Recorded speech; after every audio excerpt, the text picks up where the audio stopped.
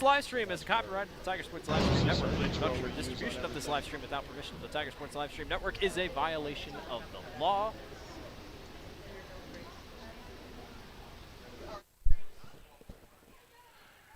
Good evening and welcome to the Tiger Sports Live Stream Network. We are live from the Grinnell Natatorium. Something a little bit different for us. And myself, I'm Dan Walker. I have Tim and Katie Hammond with me. Guys, you could drop your mics down. My experience in swimming is I took swimming when I was a kid, and that was about it. So for me, this is a whole new experience, and to bring in a couple experts. You guys swam in high school, swam in college? I swam in high school and college. Katie picked it up after she had finished college, actually. She was a D1 cross-country runner at Valparaiso. I was a D3 swimmer at Luther, but grew up swimming here in Grinnell as well. Well, we welcome you to the live stream network. Like I said, our expertise is pretty much all in high school sports except for this. In high school, I did quite a bit of sports, and I have a son that he wanted to be a play-by-play announcer, and he is. He's a full-time play-by-play announcer. Now he's out of college, and fortunately, I started this business for him. And everyone says, geez, you can't leave it. So we're going to switch over to the national anthem. We'll be right back.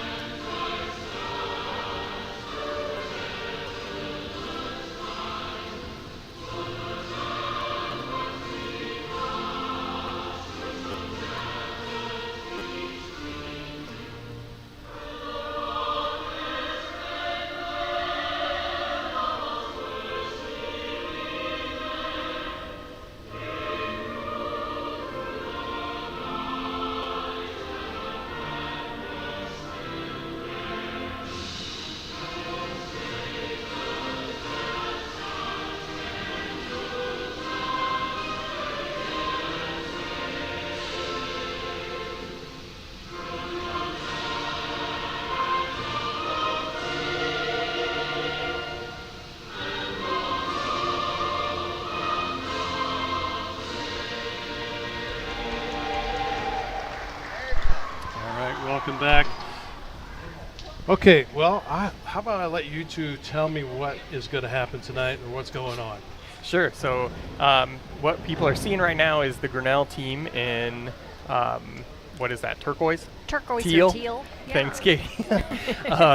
And the meet will start here shortly. We're going to be swimming against Hoover, which I don't think we can see on camera right now, but a very small team. So Grinnell, no doubt, will dominate tonight, and we should also be looking for some fast swimming.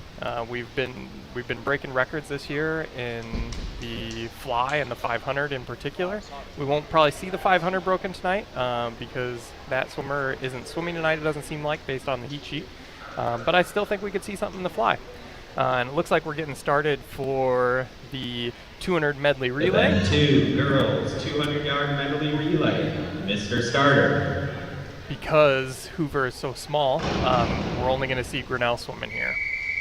So what we're going to do is step in the water. The backstrokers are going to be jumping in. And they'll take off, and we'll see 4 legs. It will go back, breast, fly, free. Generally, what we'll see is the fastest swimmers, much like you would see in track or something like that, will be in the middle of the pool, and then they will be, slower swimmers or teams as they go outward from the middle lanes.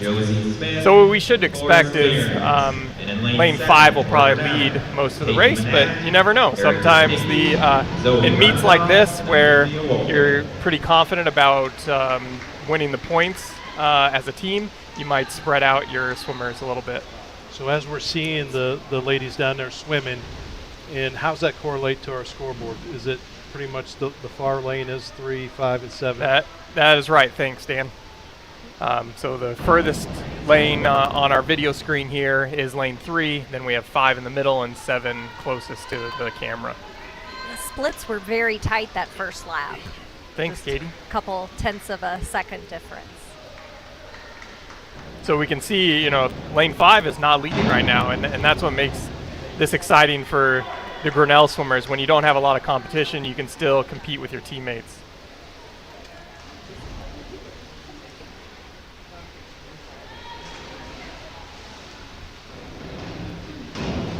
So who's in the water right now? We got Josie Smith in lane 5. She's one of the strong butterflyer that we should be watching later in the meet. She's definitely making up the difference here on her leg. But fly is generally considered one of the most difficult strokes to swim for anybody that's watching that, you know, isn't real familiar with what's happening in the water.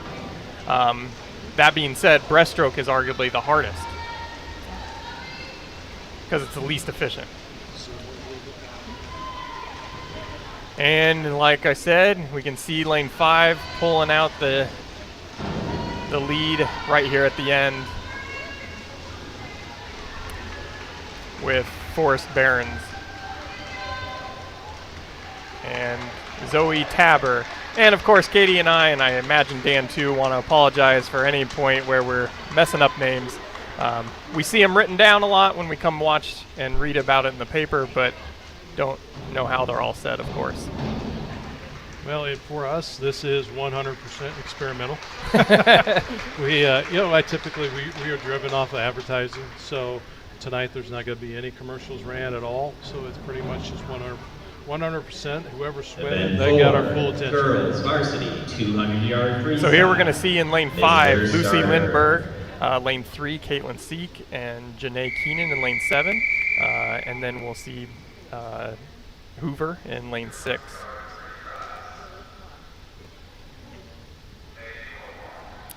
$200-yard freestyle. Did I say that wrong?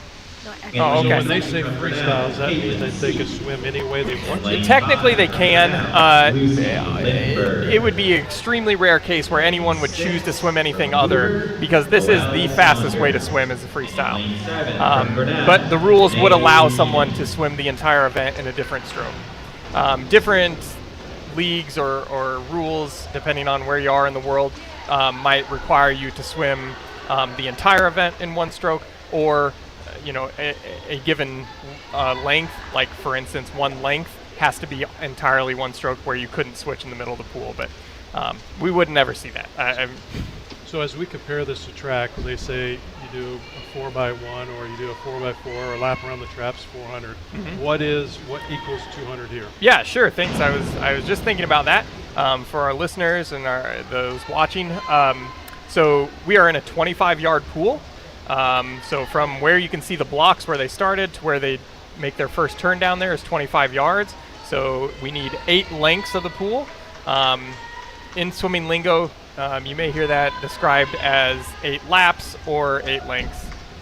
We just have to pay attention to what race we're in to know what we're talking about. How are the splits looking, Katie? Pretty good. I think Caitlin's swimming fast. So if anyone does have access to the heat sheet, I don't know if they're made available online at all, but you know, when we're looking at a 200 free time, for instance, Lucy Lindbergh's seed time was 2:25.77. And so when we think about what we want to see on the splits on the board is, you know, it's 4 50s, and we're going to get splits at the 50. And so that time, the 38:23, that's her 50 split that's on the board right now. And, you know, then you just need to multiply that times 4 and then take a little bit off, because that first 50 is going to be a little bit faster than the subsequent 50s. Coming off the blocks, you So it's get a always, lot of speed. It's always going to There we show go. the current 50. That's Yep. what's up on. As soon as they hit the touchpad down here, that's what you're going to pops see. up. So we Caitlin just was saw. about 3.5 seconds faster than Yeah. her seed time. That's fantastic. Yeah, I mean, in swimming, again, much like you might experience in track if someone's familiar with it, if you're dropping a tenth of a second, you ought to be happy. I mean, any kind of improvement, especially, you know, in the middle of the season, which we're coming towards the end of the season, but I would still call this the middle of the season, where you wouldn't expect huge time drops or anything. So just to give a little bit of explanation to myself. Sure. I noticed nobody, the races, they've completed their race, but no one gets out of the pool. Yeah, so, I mean, it's not, that's sportsmanship. Yep. So, you know, you're allowed to, but it's just good sportsmanship to wait for everybody to finish. And you know, it's not the end of the world if somebody pops out. But what is important, I had to learn this one time early in my coaching career, once you get out, do not get back in.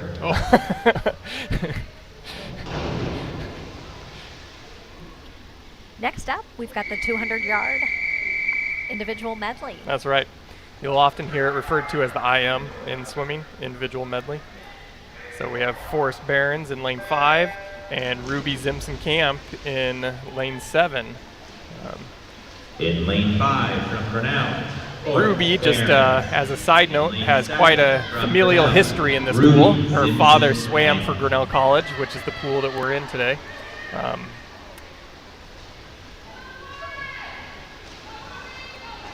So the fastest way that you can move in the water is when you're coming off the wall, which is probably not too surprising when people start thinking about that. So, you know, we can't see great visual, but as we watch Ruby come off the wall here, we really want to look to see, like, does she have a tight streamline? You want to be as hydrodynamic as possible.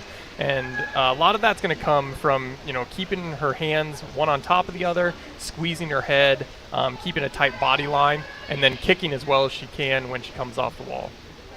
Okay, so just an observation, I noticed now they switched and went to a backstroke. Yeah, so the individual medley, unlike the medley relay, so medley relay goes back breast fly free because it would be difficult, or we would have to adapt the rules for someone to dive in and then start swimming backstroke. Okay. So we start with backstroke. The individual medley, I guess I have always assumed, the reason we go fly back breast free is because generally fly is thought to be the most tiring stroke, and the hardest to do. And so you get that over with right away. And then you move to backstroke where you think that you can breathe the whole time. That is not the reality when you're swimming. But the idea is your face is out of the water, your mouth is out of the water the whole time. And then you get to breaststroke, which really, like I was saying earlier, is the least efficient stroke, and so in some ways the hardest stroke. And then we wrap up with free because, you know, everybody can do that even when you're tired for the most part. Dan, something you might notice here with both fly and breast, the athletes have to come to the wall with 2 hands and touch. And so if someone were to not do that, and you have to pay close attention if you're not practiced at it, but what we would see at some point, if the official, who is pacing up and down the bulkhead here in the white shirt and tan shorts, he would raise his hand at some point, and that would indicate that somebody had made some sort of infraction. And the rules do state, as long as I'm still familiar with the high school rules, when I haven't been coaching at the high school level for many years now, but he has to do that before the race is over. He doesn't have to do it immediately when the infraction happens, even though that is something that is normal.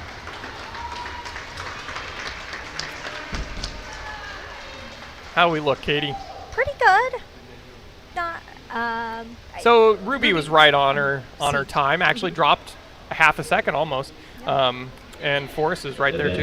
We should recognize Forrest's senior night. Yeah. Forrest has been swimming for, looks like 14 years. Yeah, many of our seniors have been together, it sounds like, for since they were really young, swimming through the Tiger Sharks program. Anybody listening, that's where you get your kids started. What age do they start that at Tiger Shark? I'm pretty sure that we are still allowing kids to start at like 4.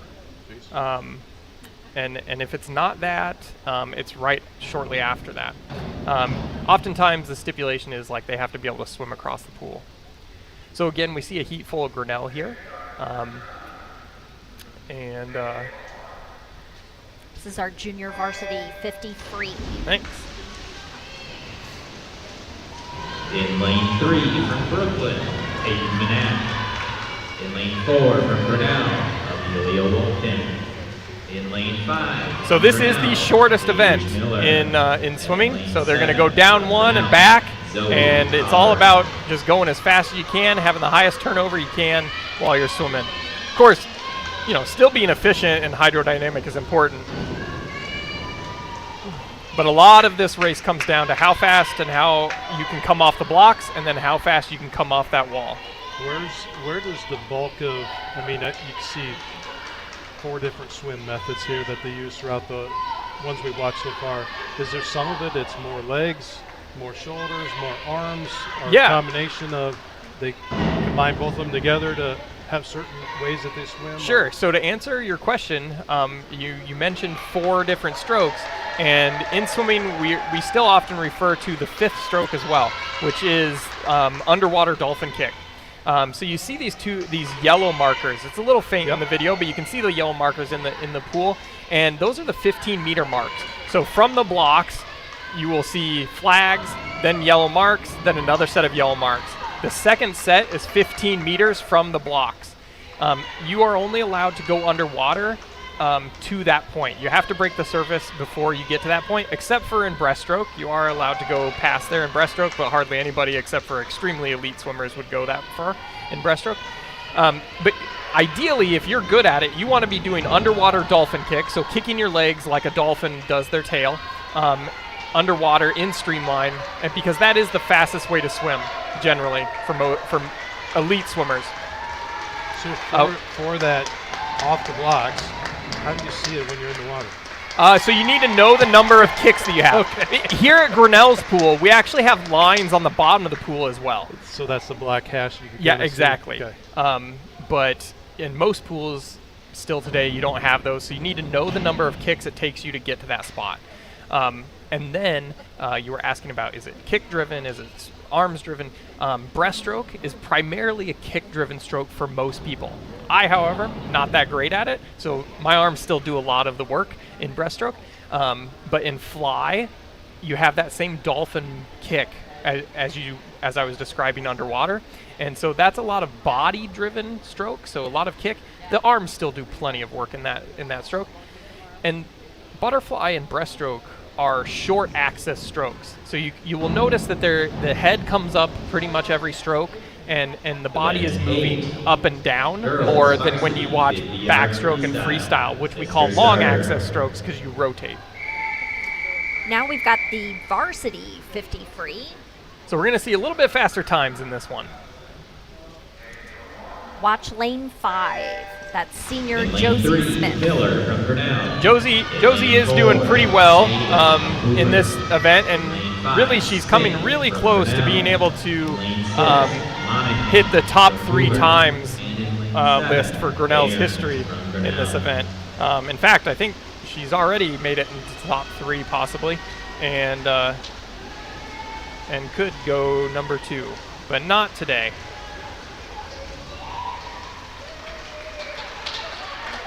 I know when we did like a podcast 4 years ago, and we brought the girls in, we talked to them, and Josie's main goal was, I want to beat my mom and everything. I think Oh, she's and doing she that. has. Yeah. I grew up swimming with her mom. She's a little ahead of me, but both Sarah and I went to Luther as well. But she was over 4 years ahead of me, so we didn't swim together at Luther. But yeah, with the Paulsons, grew up swimming. So I mean, in case we have listeners from Hoover, I'm going to share that the swimmer from Hoover did just do relatively decent. That was close to their best time for the season.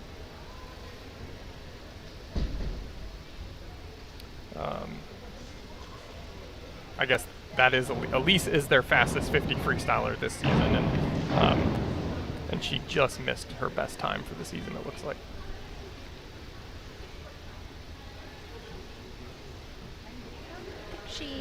She did, didn't Well, no, she at another meet. Oh, okay. That's her best. Yeah. Ah, okay. So now we're switching to diving, and we're again only going to see Grinnell competing here, and As far as I have gathered, we're doing 6 dives tonight. That means 6 rounds. Every diver will do 6 dives. And Grinnell has 4 divers, and one person will go up and dive, then the subsequent 3 will dive, and that will be 1 round of diving. So how will they score that then? Oh, okay. Well, we'll see. There are options. It looks like we have 3 judges' chairs out, and it will be scored somewhat similarly to what we lay people see figure skating or gymnastics scored. But on TV, what's happening, again, I'm a layperson when it comes to those sports. But what I perceive to be happening on TV these days with gymnastics and figure skating, there's a lot more calculation and even, I understand, video review. In diving at this point, they're not doing that, even at the most elite levels. So those judges, you'll see these dives happen instantaneously almost. And so those judges have to quickly pick out a lot of details, how their feet are pointed, how straight their legs are, how many rotations they're doing, how many twists they're doing, because they have to do the dive that the diver says they're going to do on really rare occasions. And right now they're just going to warm up. So anybody that sees dives starting to happen, you can see that there aren't judges in those chairs across the pool yet. So the divers are probably just going to hop on the boards to warm up, or they were just moving their fulcrum so it was ready to go. That's right. So we got a pretty good zoomed-in view that they could kind of see what's going on. And each dive has its own degree of difficulty. Yes. That is going to be multiplied by the scores they receive. So, yeah, to get back to your question about scoring, it looks like there will be the official, which is very normal, then the coach of any divers that are competing, and then I don't know if the other coach, since the other team doesn't have any divers, if the other coach will judge. It doesn't appear that he's going to right now. It is possible for us to do scoring. Oh, yeah, okay, so it looks like Grinnell's going to maybe have 2 judges. And the reason that works out a lot of the time, in fairness, even though the other team doesn't have a judge, is that all 3 of those scores are going to be taken and then averaged, in a sense. And then, as Katie pointed out, that average will be multiplied by the degree of difficulty, and then that's the score for that dive. And then they will add up all the scores for the 6 dives. So in our group, that's what Deidre's responsibility. Deidre is the diving coach. Yes. That's correct. Yep. And then Sarah is the swimming coach. Yep. Ivy Whitaker. So I think we heard that Ivy Whitaker is going to be the first Cameron diver. Russell. Cameron Russell is 201A, back dive straight, 1.7. We've just had a correction. Cameron Russell. a 1.7 degree of difficulty.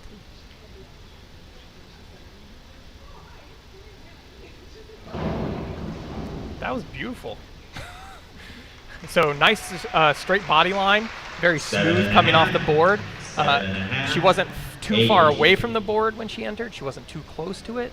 The toys were pointed. So you heard a bunch of 7.5s there. 1.7. So, Tim, I see him right now. The last gal that was up to, there's like a little wheel. They kind of adjust something. Yeah. What's that do to That's that called board? the fulcrum.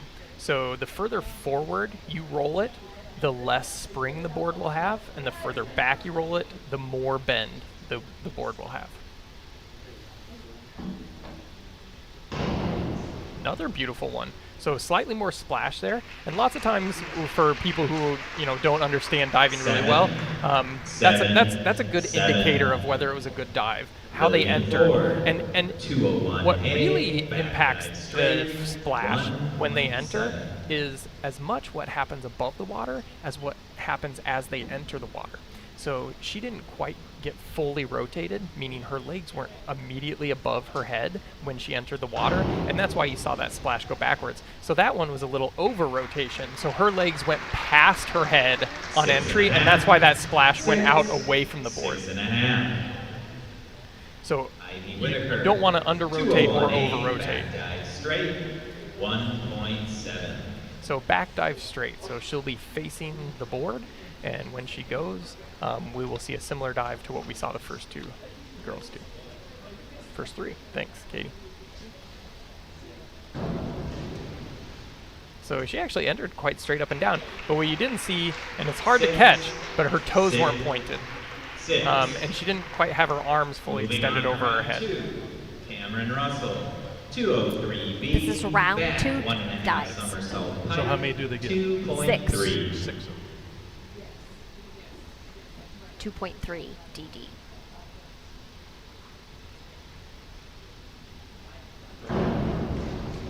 That was Wow. also quite beautiful. So of those 6, they could all be different. They Yeah. have to be. They have to be. different. Okay. 7.5.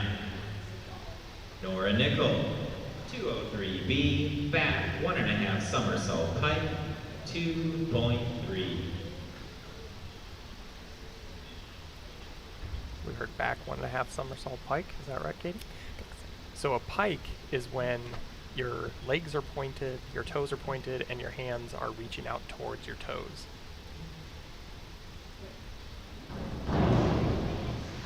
So a little under rotation. Didn't quite get fully extended out of her pike before she entered the water there. 7, 5.5, 6.5. So the ideal perfect dive would be 202 and in A, with back hard leg somersault splash at all. straight. Yeah, and Just you know, a if- nice crisp entry and right. straight down. Yep. And you know, if you ever want to watch somebody and know what to watch or to see that done well, oftentimes the Chinese are amazing at it. So a little over rotation there. But nice and straight, great pointed toes. Sit. Um, Ivy Whitaker, 202B, back It somersault seems that it'd pike, be difficult if you're going feet 1.6. first to get that perfect entry of knowing that your feet have to be in that right position to get that break of the plane of the water. I'll tell you, Dan, it's all difficult. I agree.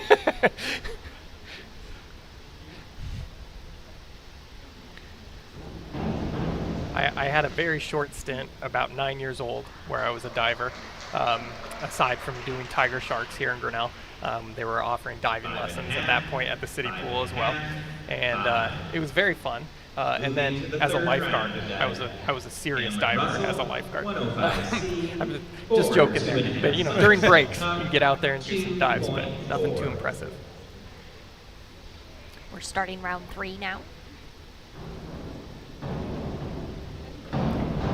So there we saw a tuck, and so that's where she's going to bring her legs and her hands in as close to her body as possible. 7.5, 6, 7.5. The tighter she gets there, the faster Nora she'll Nickel, rotate.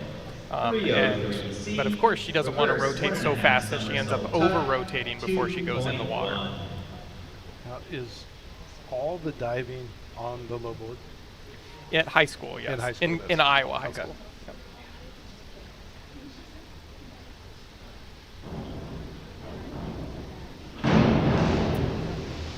So her rotation wasn't very high, very fast, and she didn't jump very high off the board. So that didn't give her much time to come out of her tuck. If she had come out later from her tuck, 52.21D, she back could have potentially somersault failed the half dive. twist, So she was 3, supposed to enter hands first. She technically 1.7. did, but her feet were really close to hitting the water at the same time. And if her feet had hit first, then that would have been a failed dive.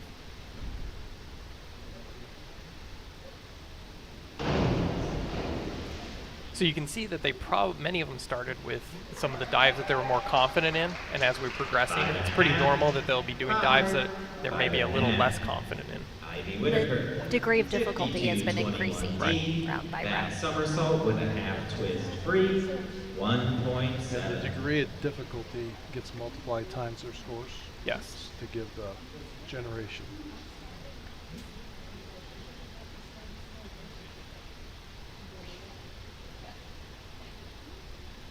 And I'm sorry that we can't provide the viewers the scores in real time. The timing system is capable of doing that, but it does take quite a bit of setup to do. Oftentimes, we score diving just on paper because it does take quite a bit of effort to set it up. It's just not as, the computer systems just aren't as efficient as they are for swimming. We're beginning round 4. Here's Cameron Russell.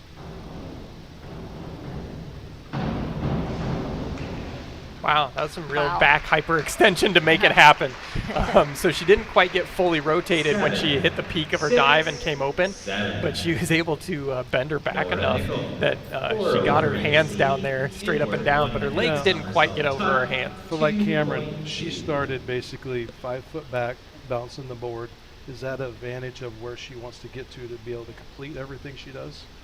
So that's called her approach, and she'll start way back there. And what's really incredible and has developed in the last probably 15, 20 years is how she's getting the board to oscillate. So if you've ever been on a trampoline and you might hear somebody talk about being double bounced or something to that effect, and you know, somebody else jumps right when you're about to hit it and that trampoline replies and sends you way higher than it normally would, that's what she's doing with the board. She's getting the board to start moving before she even gets to the end of the board. And we don't see some of the other divers making that happen all that productively. That was a great one. So when we see her come around again, you'll see that board start moving a little bit more compared to the other divers, and that just gets it so that she can push it down further so that it pushes her up further. The higher she goes, the more time she'll have to do whatever dive she wants to do.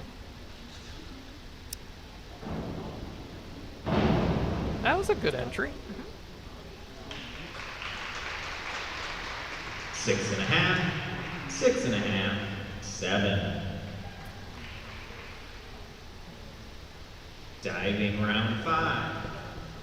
So if you didn't hear that, we've started round 5 with Cameron. Forward 1.5 somersault with 1 twist. Free 2.2. Forward 1.5 somersault. With 2 twists, did he say? Oh, that was so fantastic. Yeah. 8. Yeah. Reflected in the scores there. Yeah. 8s from all 3 judges. And that dive right there, I mean, she didn't get her all the movements super sharp, which is probably why it was 8s, but frankly I wouldn't have been surprised if there were 9s there. See, that was good board oscillation for relative to some of our other dives. 7. That was Nora Nickel. Sit. Lillian 4.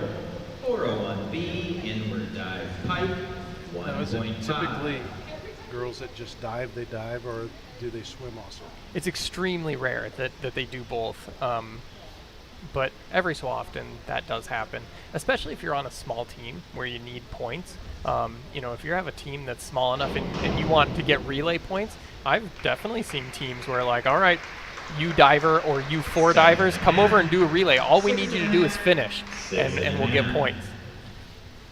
Ivy Whitaker, 401C, inward dive tuck, 1.4. It's even more rare that a swimmer goes over to the diving boards.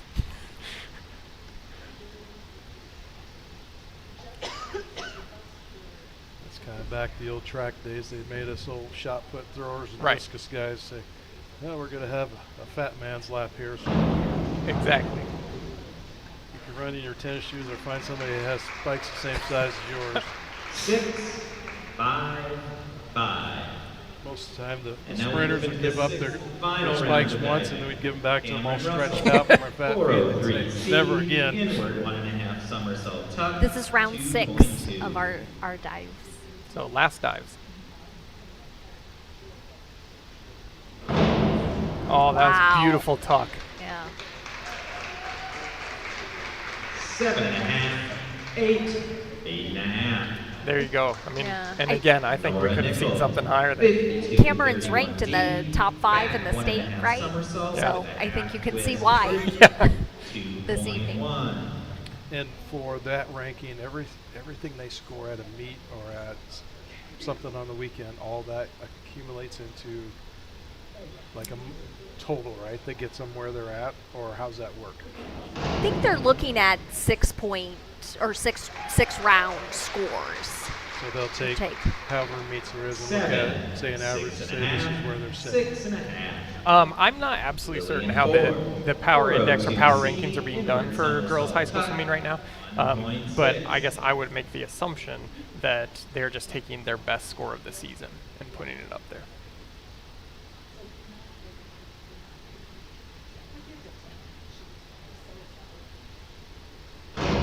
That is how the swimming rankings are done. 7.5. 6.5. 7. Last one. Ivy Whitaker, Or we have 402C, inward somersault tuck, 1.6. So you might have heard him read off numbers before he says what kind of dive it is, and so the like she's doing an inward dive, and so he read off 3 numbers and a letter, and those numbers correspond to certain ways in which you're doing the dive. 7, 6, 6. If you go to more And that concludes our meets diving where for it's the solely evening. elite Please divers, stay with us while we lots of recognize our times seniors in a they'll few just read moments. off the numbers and they won't even tell you what the dive is, and just everybody is familiar with enough with the numbers that they know what's dive. All right, so we're taking a break, just because we're switching back to swimming here, and with one official at a meet, that person's going to be working hard on a hot pool deck for a few hours, and so we try to be really understanding of them as they take some time to move from the diving board back to the swimming portion. They're going to switch over and do their senior stuff. Seems like does it. look like that too from the. So this is a bit of a unique meet in that we're also going to be taking a break for recognize the Grinnell seniors. Senior parents, please report to the diving boards. Grinnell has 3 seniors this year.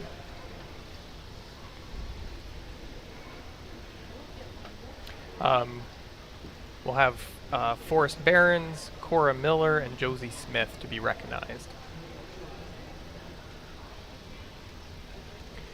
And it's also normal in a meet, if we didn't have diving happening, we would still take a break at the point that we did tonight. I don't recall with high school swimming right now if it's 5 minutes, 10 minutes, or 15, but that diving portion has that break, and that gives a break for the swimmers. They're going to be swimming multiple events in just a few hours, and without that break in there, you could have an event within minutes of one another.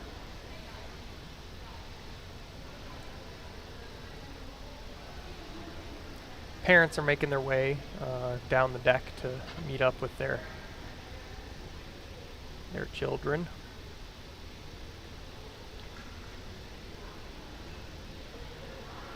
I think we're going to even have some siblings on the team, and so I think we're going to see maybe a sibling with parents and a senior as well, potentially. Got some entertaining gear to recognize the seniors, it looks like. Beach balls, sunglasses, and blow-up sharks.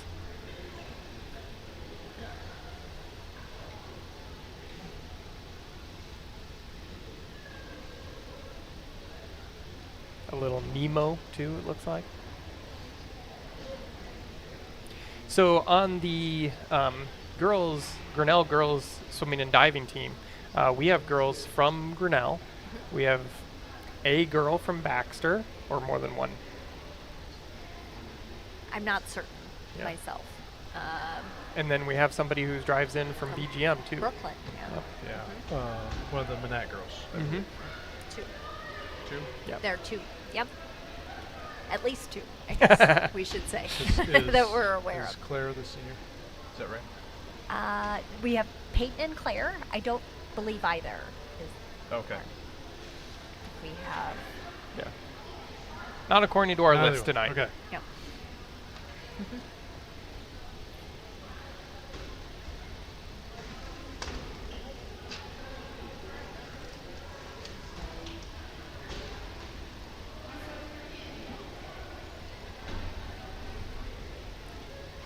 might We've got- see that the coach is walking down to get in line with the parents. So Coach Sarah Smith is mom of Josie Smith. Please direct your attention to the far side of the pool as we recognize our 3 Grinnell seniors. I think they should be able to pick up Please everything welcome there. Forrest Barron. Forrest is the son of Nicole Brewer Barons and Russell Barons, and brother to Hannah Barron.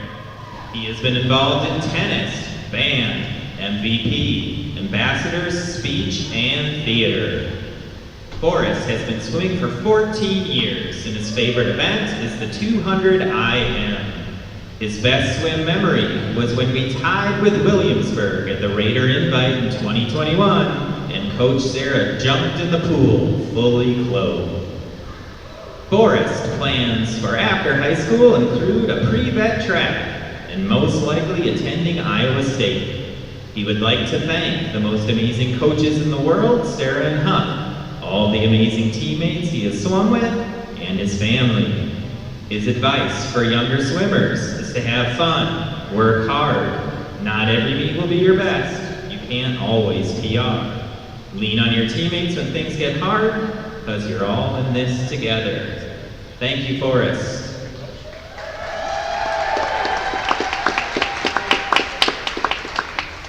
Our next senior swimmer is Cora Miller. Cora is the child of Amy and Matt Miller and sibling to Sydney and Paige Miller. They have been involved in tennis, band, large group speech, and theater. Cora has been swimming for 14 years, and their favorite event is the 100 breaststroke. Their best swim memory is having to turn the bus around on the way to a swim meet because Forrest forgot his swimsuit at home. Their plans for after high school are to attend a 4-year college and double major in psychology and science to become a psychologist. Cora would like to thank their family for always cheering them on and their coaches for always believing in me. Cora's advice for younger swimmers is to remember that working hard and practice today means an easier practice tomorrow. Don't give up on yourself. Thank you, Cora.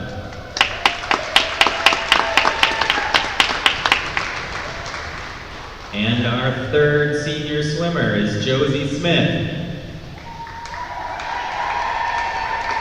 Josie is the daughter of Sarah and Dustin Smith and sister to Alex Smith.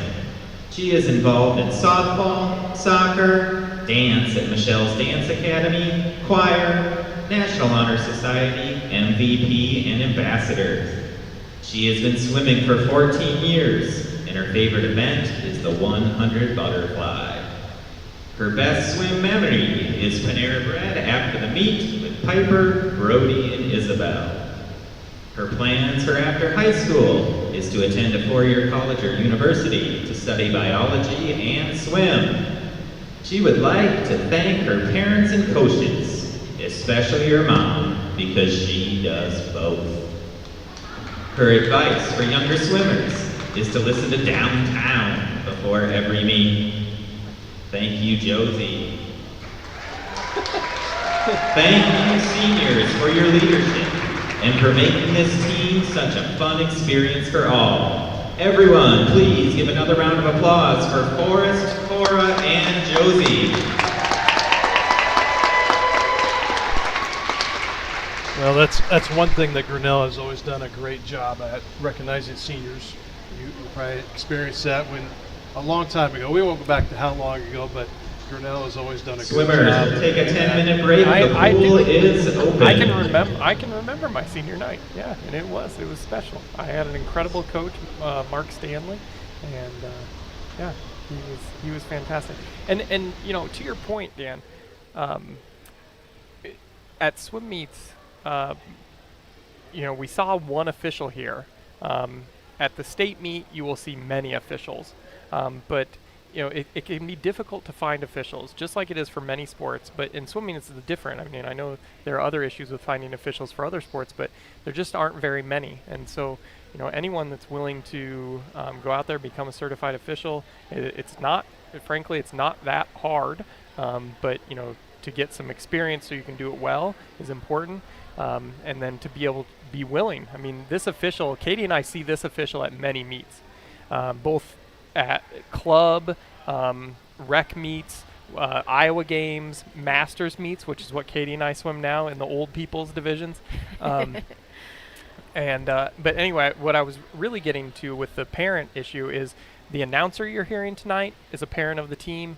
Most of the timers are parents. I can see Joe Zimson down there, and I think I recognize other parents, and I kind of wonder maybe siblings as well. Dustin Smith, the coach's husband, runs the timing computer most meets, if not all meets. It's really this sport, not just at Grinnell, but at most places at the club level and everything, is run by parents. So we got to be really thankful to them. Takes a lot of people to make it happen. Well, and the distance that some people come, I've known Joe for probably 10 years now, since he graduated and then came back, because he has graduated Grinnell College, then came back, and I was on the fire department. Oh, yeah. And Joe was on as a volunteer for a while. And now Joe actually works on windmills out in the Gulf, I believe. He does, yeah. So, there's someone that it's his rotation of how he comes back. And I always see on Facebook, let me know when the next meet is, I could come and help. And, he's always willing to step up and help in that aspect. So aside from having diving and senior night, it sounds like we are taking a bit of a break. And again, that's probably for the official as much as anyone else. But it's also just part of the rules that they're probably following here. The next thing we have coming up is the 100-yard butterfly. And again, this is where you might have heard when Josie was being introduced for her senior night. This is her favorite event, and she is swimming it. And I think there could be a good chance that we will see a school record set again for, what is it, the third or more times this season? Yeah. But no doubt, this is not an easy time in the season. And so, I don't think we're guaranteed, but she's just been dropping time through the season, so maybe we will. We see women or girls in the pool right now, and they're just warming up or cooling down, probably more so warming up now that they've been out all diving and the senior night part. So they're getting in there and they're moving around because, after you swim a race, I mean, you've just given your all, and anyone that's done that sort of thing, that your muscles can start tightening up, and you just want to keep the blood flowing, have the waste come out of your cells and get energy back in there. Touch a little bit on, I know a lot of people don't realize this, but we're sitting and we're cooking in here, but the temperature of the water down there. So brisk. Well, it's all relative. Katie finds it brisk. I find it okay. I remember the year that they tore up the old pool, and I can't remember exactly what year it is, but our oldest son was taking swim lessons, so they rolled everything over here. Yeah. And, we were talking about it, and Tammy Strauser was my oldest son's swim teacher, and she goes, she said, why don't your parents just get in? Because it's the middle of summer, and we were just cooking. Yeah. And I jumped in there, and I was like, holy cats. Well, so breathtaking. I think you'll be surprised by what the temperature is. The temperature is generally attempted to be kept at, and I don't know what the temperature is right now, but the range is generally for competitive swimming 79 to 81, which is it doesn't sound like a cold temperature, but water just pulls heat away from your body so much faster than air often does. And so that's why it feels so brisk. The pool deck is probably, the air temperature is probably right about there as well. Of course, we're 20, 30 feet, 15, 20 feet up, and so, heat rises, so it's a little bit warmer up here than it is on deck. But you got to remember, these girls get out of the water after their event, and they might be warm right after they get done with their event, but then they're in a suit, they're wet, and so it's really important that they, do stay warm. Because that can take it out of you as well, with your body just trying to stay warm. Right. Well, my efforts in water, I did spend a lot of time in water. I grew up on a lake, so I water skied probably 4 days a week all summer. Nice. As my parents, we had a cabin, and they left us kids at the cabin. And Yeah. I grew up South Tama, so we were at Holiday Lake, and you know, it was, when you look out there, and I guess I kind of was comparing myself to, I did a lot of slalom skiing, and when you see the glass of the pool when they're making that dive, and that's like the ultimate thing of when we're slalom skiing out there, to have a cut, not have ripples, not have any type of feedback of when you go and make your cuts. And that was probably the best thing in the world, is when August come around and you jump in the water and it was like, oh, this is hot. You know, it's just as you would ski, it's pretty intense slalom skiing. We did a lot of course competition and stuff, so we skied hard. And you go about 3 rounds and you're pretty exhausted. And when it started to cool down, you skied a little bit better. And early in the year, we were always we hit the Polar Bear Club. We were always trying to go as early as we could when the ice come out. Sure, yeah. I mean, we had wetsuits, so it wasn't as terrible, but it was always interesting how that water affects you, and it's a whole different sport, you know, but it's your performance side of things. Well, but to your point about having glass-like water, so this pool is fairly unique relative to many pools that these girls are going to swim in that the lanes are 9 feet wide. And you might find lanes still in the state and around the world that are 6 or 7 feet wide. So there's that much more space for waves to dissipate. And then you can see lane lines are becoming pretty common, but you might still see some pools that don't have as robust of lane lines as we do here. And they're big, round floats on them, and those really knock down the waves as well. And when you don't have those conditions, the waves can get to the other lane. And if you are well ahead or well behind, and you come off the wall, you're going to hit somebody else's waves. And that's going to really slow you down. It makes a surprising impact.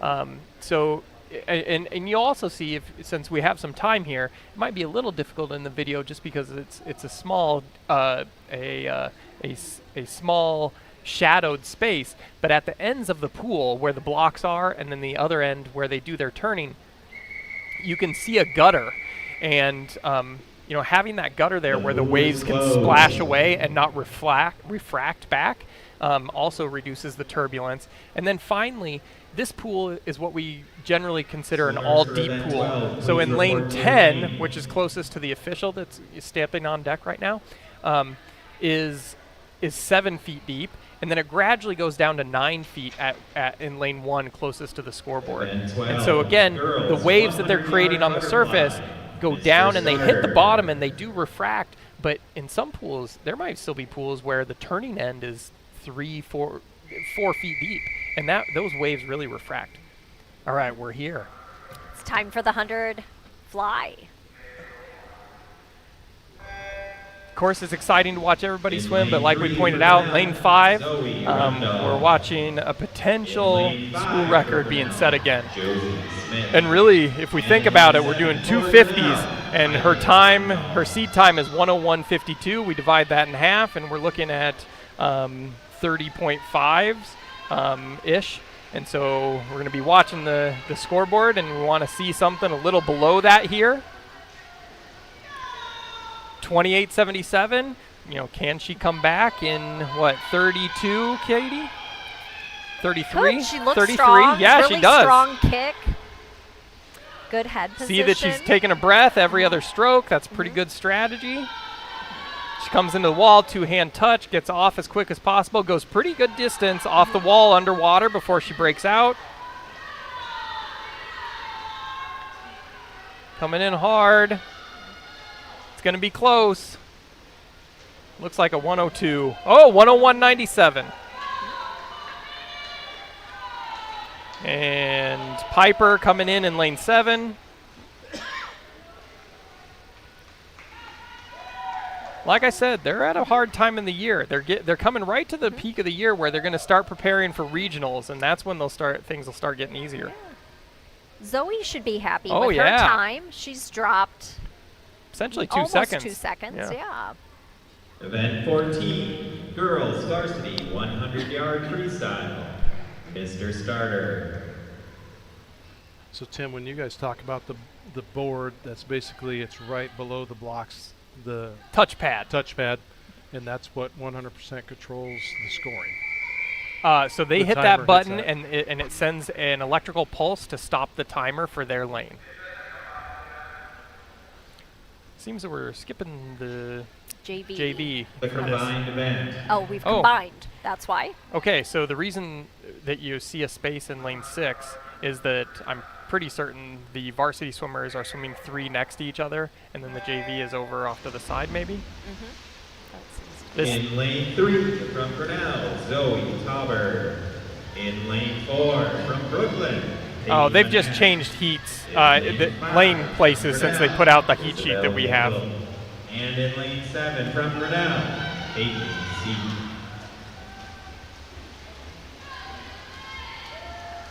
So Isabel Kinkle is also someone that we could be seeing make the top 3 historical times for the team. And she just went a 27:34 in that 50, and if she can bring it home in 29, she's going to be real close there.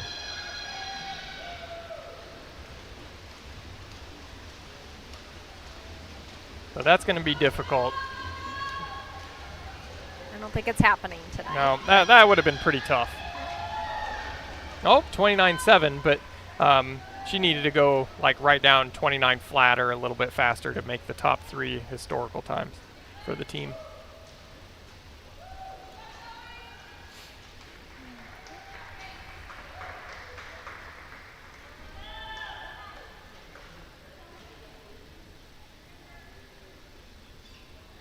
Peyton went quite a bit faster, 2 seconds according to the scoreboard if we have their lanes correct. All right, here comes the big one. Girls varsity 500-yard freestyle. It's the 500-yard Mr. freestyle. Starter. 10 times? 10 50s. 10 50s. So 20 lengths. Something you might notice, we're going to have a little assistance for the swimmers there, counting the lengths. So they'll be putting cards in the water that will tell them this is lap 1 or length 1, then there'll be length 3. And you'll notice them doing some signaling with those. Maybe not on this first length, but in future lengths, at some point they'll probably start shaking them at a minimum, and then you might see other sorts of signals. Some of them are shaking them already. And essentially, shaking usually means go faster in most systems.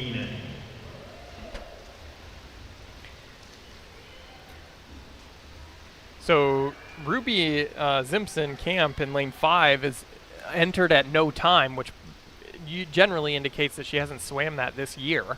So trying to be cautious right now, it looks like, with how fast she's going out. Ruby and Janae in lane 7 are fairly even.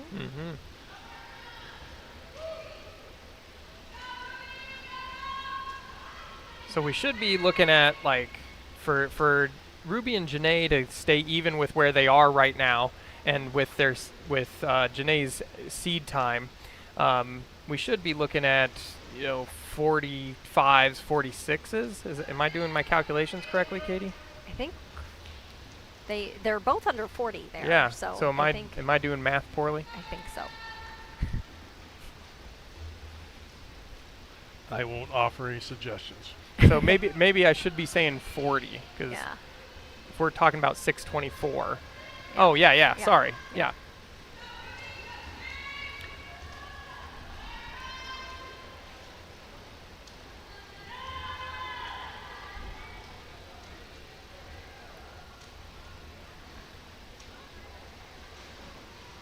And they're staying under 40 right now, so that's good.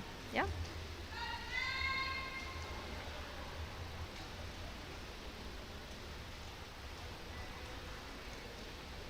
And Erica in lane 3 would want to be going around 45s to meet her time, I'm pretty sure. I do math correctly there? I think she's probably looking around 42s, I think, right? Is that right? 42? All right.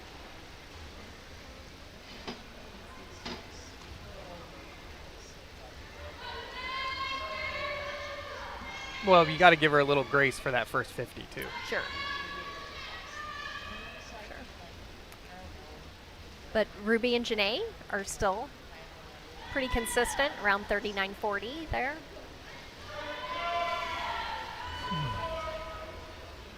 And based on how people are swimming right now, they're gonna be quite a bit faster than Hoover. So at the end of this race, we're gonna have probably a couple minutes for Hoover to finish.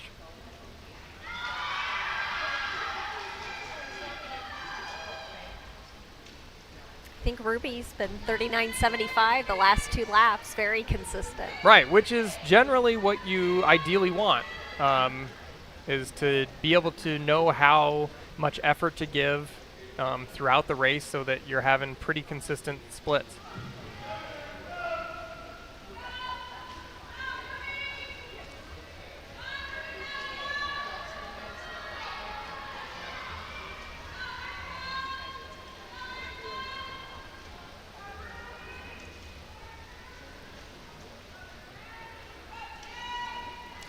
We often Dropped get to a half switch. second Oh, sorry. on Go that ahead, lap. Katie. Sorry, she dropped a half second on that lap. I so wasn't going to say that's- anything nearly as important as that. Katie and I actually get to swim next to Ruby a lot of mornings. We come in and swim when the girls are practicing a lot of the times. And you get to watch them have a lot of fun. And we heard that during the senior introductions. One of the seniors recommending that, like, really focus on having fun. I think you could see a lot of love and appreciation on the deck. It might not be obvious from the cameras here, but a lot of happy tears on deck tonight.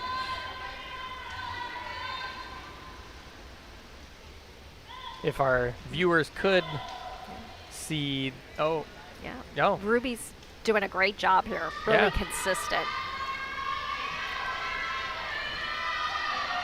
When we've just passed, she had just passed halfway, so she's getting a bit of confidence of, like, how much energy do I have left, and how much can I put into these last quarter of the race.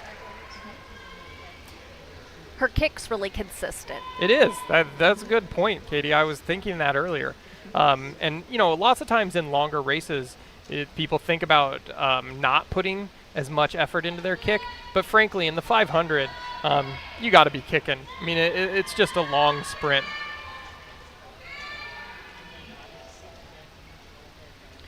So this is the second to last time that she's going to see the cards.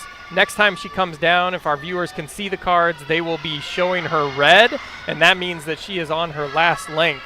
And we're about to hear a bell ring from the official indicating that the first swimmer who has reached their last turn before they finish, or their last turn before they do their last 50. That last lap is another 39.15. Yeah, so she's really speeding up. And then the official is shaking it for everybody's last 50. Well, attempted to. So now you can see him shaking the cards, that red showing that you got to go as hard as you can, everything you got left. So you can see her feet, Ruby's feet moving a little bit faster, a little bit more white behind them, really trying to pull hard. And then the timer there is going to stop a watch and a button along with her hitting that touchpad in case the touchpad doesn't work. Water and electricity don't always go together so well. So sometimes things malfunction, so you got to have some backups. Ruby's time was a 6:26.12. And so you can see her last 50 was 36.3. So, being that this is the first time it seems like she swam that this year, a reflection, I'm sure, between her and her coach, if they're thinking about future 500s, is you probably had a little bit more to give on all those other 50s, so that last 50 wasn't 3 or more seconds faster than many of the others. Janae's time was 6:36.78. So just a little above. And, in the 500, if you're just going a half a second slower on each 50, it adds up quick. And so, you know, that's pretty good swim, again, for this time in the season. On the screen, you can see Erica coming in to finish here. Her finishing time, 7:33.57. So if you're going to put this into the equivalence of running, Yeah. what would that equal out to a mile? I mean, of how you would feel when you're done. 2 miles. Well, so I often compare it by time. And so, you know, oftentimes what I think of is if we have the 100 free is equivalent to very equivalent to the 400 in track. Running a lap. Right. Yeah. And so the 500, how do you feel after you do the 500, Catherine? I think you feel like a mile of running. I wouldn't be surprised if it was more than that. And the times there, I mean, I That'd be a think pretty Grinnell fast mile. athletes Yeah, are, right. yes. I mean, when you think about it. Sure, Yeah. sure, yep. In collegiate swimming, you'll see 1650. They call that the mile, even though It's slightly it's shorter than a slightly shorter technical mile. than, exactly, but that feels more like a 5K. So Yeah. Right. Which again, time works out for Sure, similar. it does. Would you say that this is somewhat similar to like the 2000 in track, or no? It's quite a bit long. That's quite a bit longer. I don't think that's a very common. Well, but like, Event don't we see or- that in like middle school cross country still? Oh, as a distance. As a short Maybe. track. Yeah. Yeah. I feel like I've heard of that. Sorry, it doesn't matter. So now we're going to see the 200 freestyle relay. So since the 500 just happened, you can imagine that they put that event right next to the 200 freestyle relay because there's probably not very many people who are going to be swimming the 500 and then the 50. But we will see, Katie has just pointed at the heat sheet to me, that Ruby Zimson-Camp just swam the 500, and she is going to be the second swimmer, as well as Erica Janicki are both swimming in this event. But as you heard me talk about earlier, you know, we've got a lot of opportunity for swimmers to swim without being too worried about points tonight, and so they can do those kind of things and not worry too much about people being too tired in what the scoring is going to end up being. So in lane 5, we can see the swimmer taking a couple steps forward before they're doing their exchange. So of course the swimmer in the water has to touch the wall before the swimmer on the block leaves the block. But they can start moving and get a little momentum by stepping forward and then driving with their legs off the front of the block. So we can again look at lane 5 and we see that person stepping back from the edge, and as they pass the flags and then come to that black tee on the bottom of the pool, they're going to start stepping and drive off the front of the block. I think we see Coach Huff working on this with the athletes in the morning. We do, yep. His hard work's paying off. Yeah.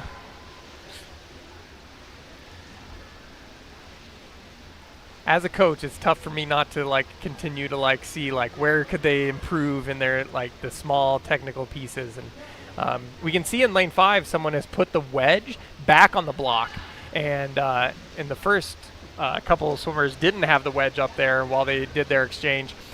And that wedge just gives you something to press off of. Again, referring to track for people who might be more familiar with that, you know, when you're starting a sprint and track, you have those blocks that you put your feet against. And just imagine if you didn't have those blocks, you're pushing off the bottom of the ground and you wouldn't be able to push backwards as much. So in swimming, we've added that wedge in the, I mean, technically in the last like 15 years, but it's really become more common in the last 10 or even 5 at the high school level. A little bit more of a leverage. Exactly. We kick. can push backwards instead of just off the surface of the block. Any notable splits there, Catherine? Got lane 5 coming in with a 26-16 for their last exchange, or their last swimmer.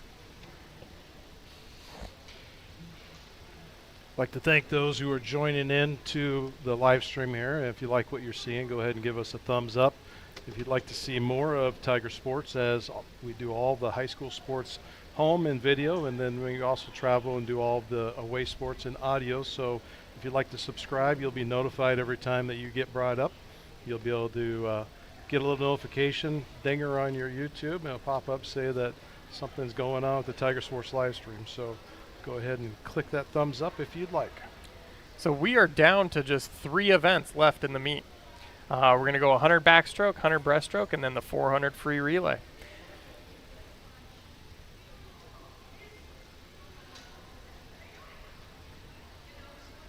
And so now, right now, I think they're discussing, like, are we taking a break here?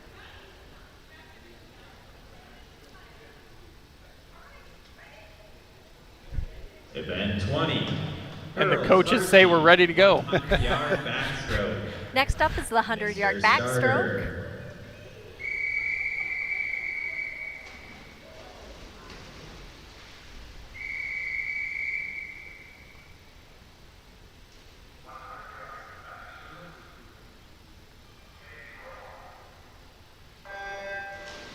In lane 3 from Brooklyn, Claire Manac. In lane 5 from Grinnell, Lucy Lindbergh. In lane 6 from Des Moines, Hoover, Noelle Sanders. So in this event, if you aren't familiar, Zoe you can see, Rundall. it's backstroke, so you stay on your back the whole time, except when you come into your turn, you're allowed to take 1 stroke that rotates you onto your stomach, and then 1 stroke once you are on your stomach, and then you can flip and push off on your back again.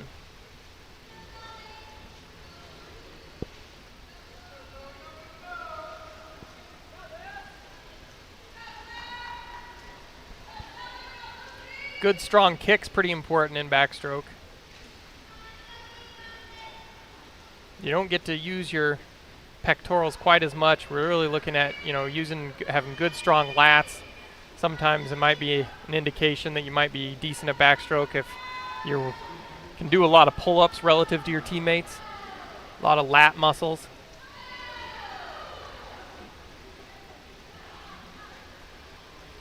You can start to see as they're getting tired, they're rotating a little bit less, and we're seeing in lane 5 where her fingertips were scraping the surface of the water. And so that means that she's not getting quite as much pull as she could otherwise. So keeping that rotation would be good. Zoe had a really fast second 50 there. Yeah. Dropped 3 seconds. Or almost 3 seconds, 2.5.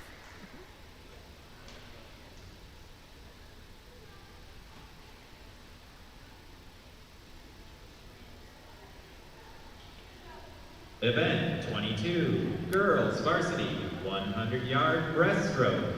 The next Mr. event is the Starter. 100-yard breaststroke.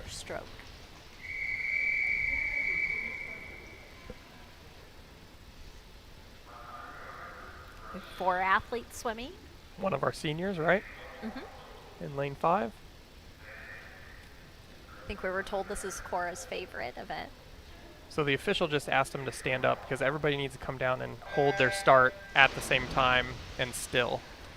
And he probably just wanted them to reset so that In they lane would. 3 from Grinnell, Erica Janicki. In lane 5 from Grinnell. Oh, Katie is just encouraging me to explain when they come off this wall, you'll see that they're underwater and they pull all the way down to their hips and then recover and then do a breaststroke pull to come up to the surface. We can really see Hoover is really dominating this event. This is where they're going to stand out. Coach is excited.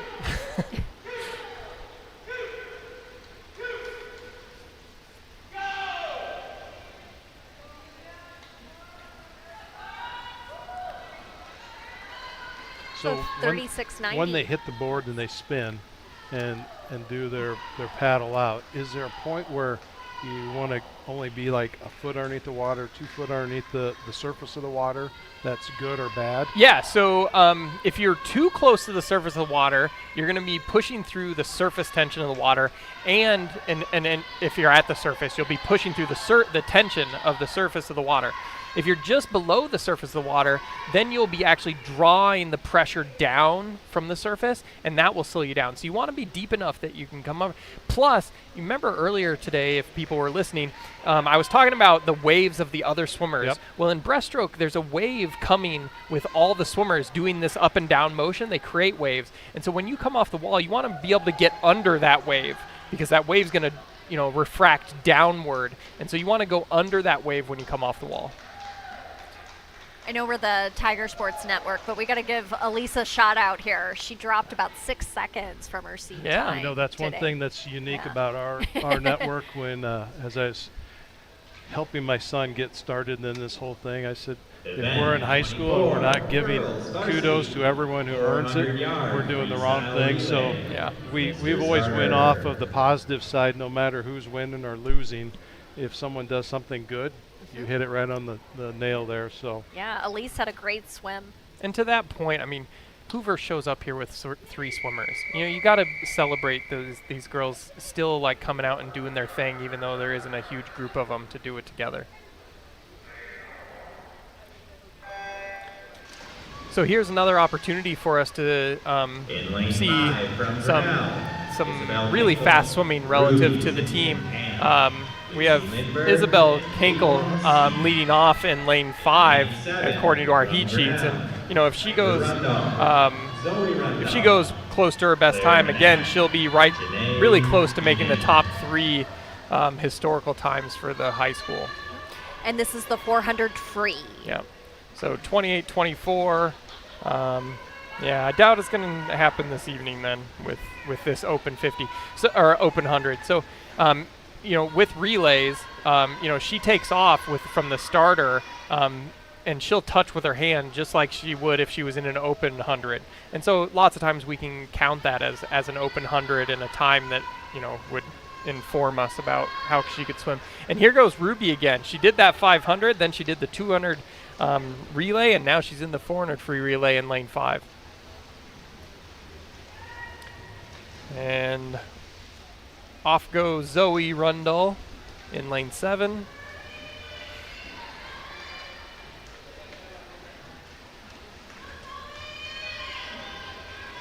So again, even here in the 100, you really want to think about turnover. You got to be able to do it for the whole minute. Generally, for these girls, they're going 55 to 10 something in the 100. So you got to be able to do that turnover that long. But really, that's what we're working on is. Being able to spin those arms as fast as you can for that time.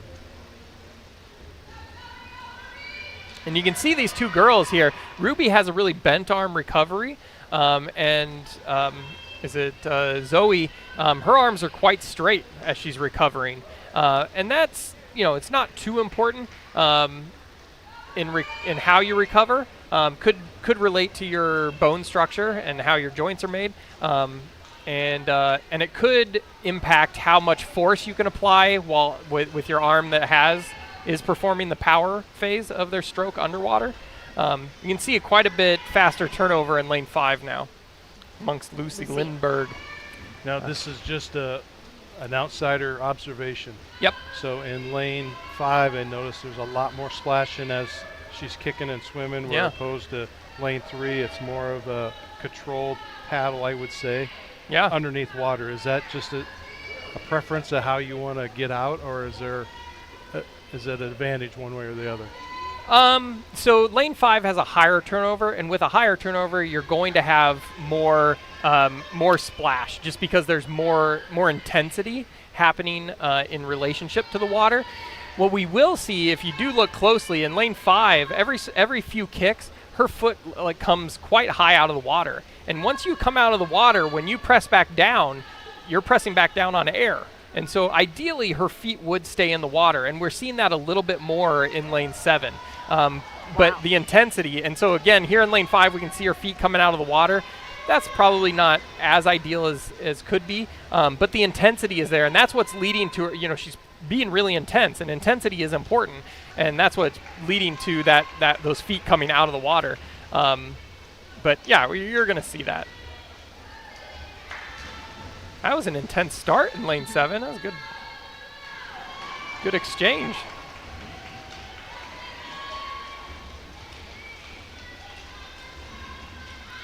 I think Caitlin Seeks in lane 5 right now, and her mom's on deck timing. I don't mean to ignore anybody's parent who is timing. I just don't know y'all.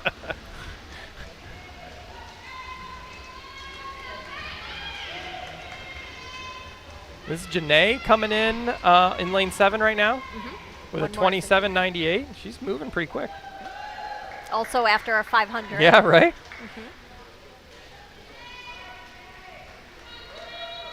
She can do the distance and the speed. Well, then that's where you can rely on her to do a big, heavy distance event and then come back and still give a lot of effort in 100.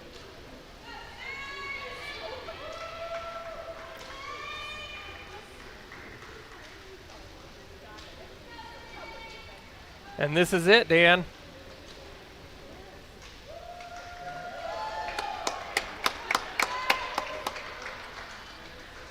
That went fast. It did. Well, it was And that concludes. hour and a half here almost, hour 20. So I mean, Chaos obviously, Auditorium. when you have more people Please drive swimming, home but at this safely. point, they just fill more lanes up, and it's still the same amount of time on the events. Pretty much. You would probably see more JV events, which almost doubles the time, and even sometimes not doubles the whole meet, but might double the time that some events take. Because also the JV heats tend to be slightly slower, so they're going to take a little bit more time. So as I prepare for this, they've asked me to come and do their conference stuff next week. How many lanes will they use for conference? Will it be At least 8, at least 2 through 9, and maybe it's 1 through 10. I don't know how many schools are That I coming don't to the know. conference meet. I don't remember off the top of my head. Let's see here. Well, so you're talking about conference. I did want to share the regional plan. So after the conference meet, and the boys' high school has districts. Why? I don't know. The girls have regionals. At the regional meet, those that swim there, the top 32 times from all the regional meets from across the state will be what makes it to the state meet, which is on November 15th and 16th. Grinnell will be swimming their regionals at Ames, and their diving actually will be Thursday, November 7th in Waukee. So the diving takes place on a different day. But anyway, back to conference.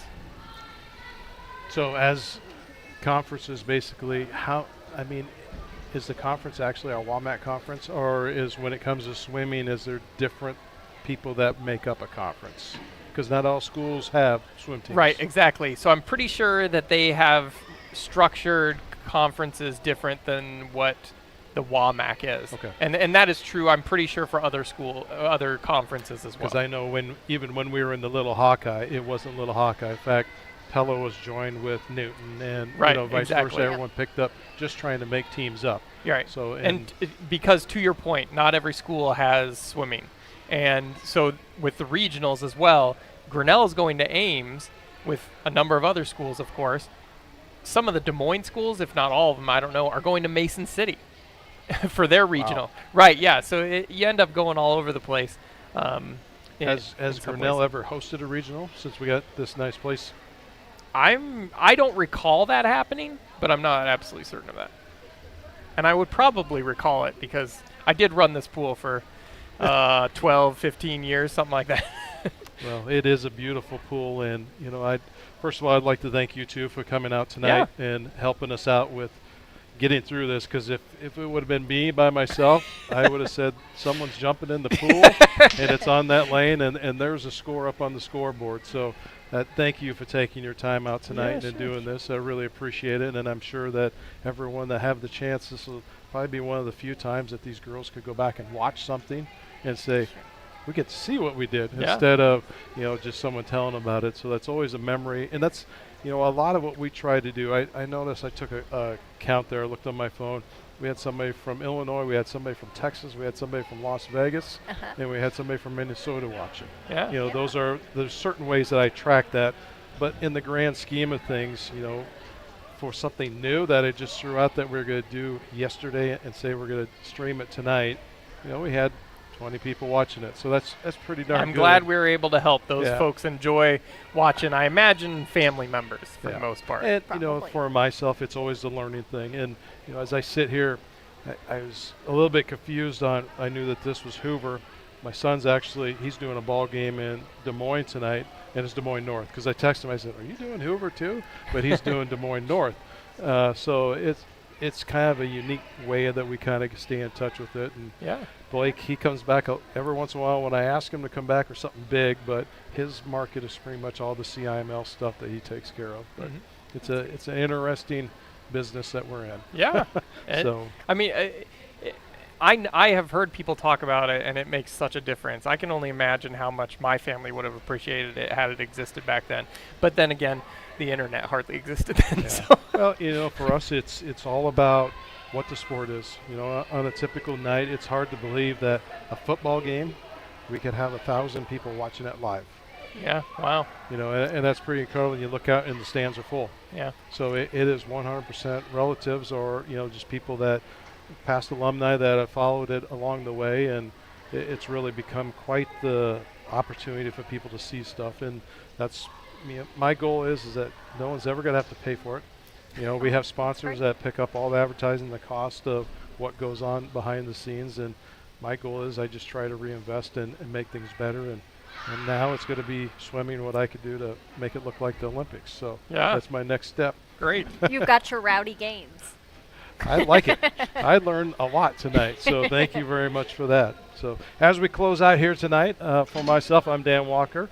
This is Tim Hammond and Katie Hammond. Thank you very much for joining the Tiger Sports live stream network. And until we pick you up next time, thank you, and we are out. Good night.